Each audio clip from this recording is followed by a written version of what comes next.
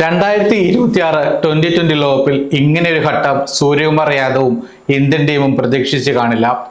ഞായറാഴ്ച അഹമ്മദാബാദിലെ നരേന്ദ്രമോദി സ്റ്റേഡിയത്തിൽ നടന്ന സൂപ്പർ 8 ആദ്യ മത്സരത്തിൽ ദക്ഷിണാഫ്രിക്കയോട് 76 റൺസിന് തോറ്റാണ് സ്വന്തം ജയത്തിനൊപ്പം ഗ്രൂപ്പിലെ മറ്റു ടീമുകളുടെ ജയപരാജയ കണക്കുകളിലേക്കും കണ്ണു നീട്ടിയിരിക്കേണ്ട അവസ്ഥയിലേക്ക് ഇന്ത്യയെ തള്ളിവിട്ടത്. സൗത്ത് ആഫ്രിക്കയ്ക്കെതിരായ കനത്ത തോൽവി ഇന്ത്യയുടെ നെറ്റ് റൺ റേറ്റിനെ കാര്യമായി ബാധിച്ചു. സെമി ഫൈനൽ ബർത്തിലെത്താൻ ശേഷിക്കുന്ന മത്സരങ്ങളിലെല്ലാം ഇന്ത്യ വലിയ മാർജിനിൽ തന്നെ വിജയിക്കേണ്ട അവസ്ഥയുണ്ട്. ഇന്ത്യയുടെ നെറ്റ് റൺ റേറ്റ് ഇവിടെ നിർണായക ഘടകവുമാണ്. സിംബാബ്വേക്കും വെസ്റ്റ് ഇൻഡീസിനുമെതിരെ മികച്ച വിജയമാണ് സൂര്യകുമാർ യാദവ് ലക്ഷ്യമിടുന്നത്. ചെന്നൈ MA ചിദംബരം സ്റ്റേഡിയത്തിൽ ഇന്ന് സിംബാബ്വെ ഇന്ത്യ വലിയ മാർജിനിൽ തന്നെ പരാജയപ്പെടുത്തി പ്രതീക്ഷ നിലനിർത്തേണ്ടുക എന്നത് അനിവാര്യമാണ്. പ്രവചനാതീതമായ ചെന്നൈയിലെ സ്പിൻ പിച്ച് ഒളിപ്പിച്ചു വച്ചിരിക്കുന്ന പ്രതിസന്ധി എന്താണെന്ന കാര്യം കണ്ടറിയേണ്ടതുണ്ട്. സാധാരണയായി ഇന്ത്യ സ്വന്തം നാട്ടിൽ 2020 ക്രിക്കറ്റ് കളിക്കുമ്പോൾ പിച്ചിനെ കുറിച്ച് വലിയ തലപോയിക്കാറില്ല. എന്നാൽ ഇന്ന് അതല്ല അവസ്ഥ. മഴ കളി മുടക്കിയാൽ പോലും ഇന്ത്യയുടെ മുന്നോട്ടുള്ള പോക്കിനെ കാര്യമായി ബാധിക്കും. ഇതോടെയാണ് ചെന്നൈയിൽ ഇന്ന് മഴയ്ക്ക് സാധ്യതയുണ്ടോ എന്ന ആകാംക്ഷ ശക്തമായത്. ഏറ്റവും പുതിയ കാലാവസ്ഥ റിപ്പോർട്ടുകൾ പ്രകാരം ചെന്നൈയിൽ നിലവിൽ മഴയ്ക്ക് സാധ്യതയില്ല. പതിവ് പോലെ ആകാശം തെളിഞ്ഞു നിൽക്കുമെന്നാണ് കാലാവസ്ഥാ നിരീക്ഷണ കേന്ദ്രത്തിന്റെ പ്രവചനം. സാധാരണ ഉയർന്ന താപനില നിലനിർത്തുന്ന ചെന്നൈയിൽ ഇന്നും സമാനമായ കാലാവസ്ഥ തന്നെയായിരിക്കും ഉണ്ടാവുക.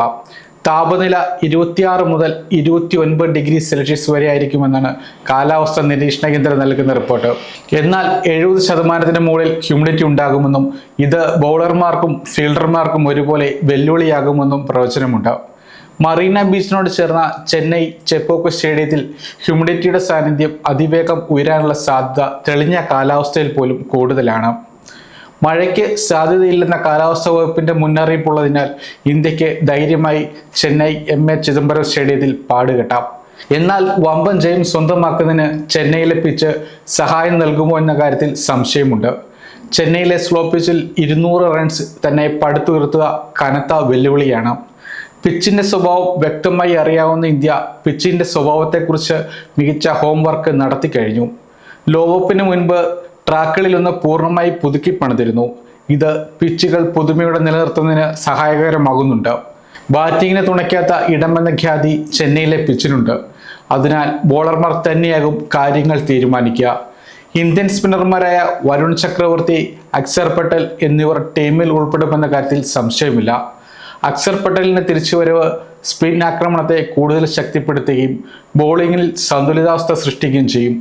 ഇത് ഇന്ത്യക്ക് ബാറ്റിങ്ങിലും ബോളിങ്ങിലും ഒരുപോലെ കരുത്ത് പകരും.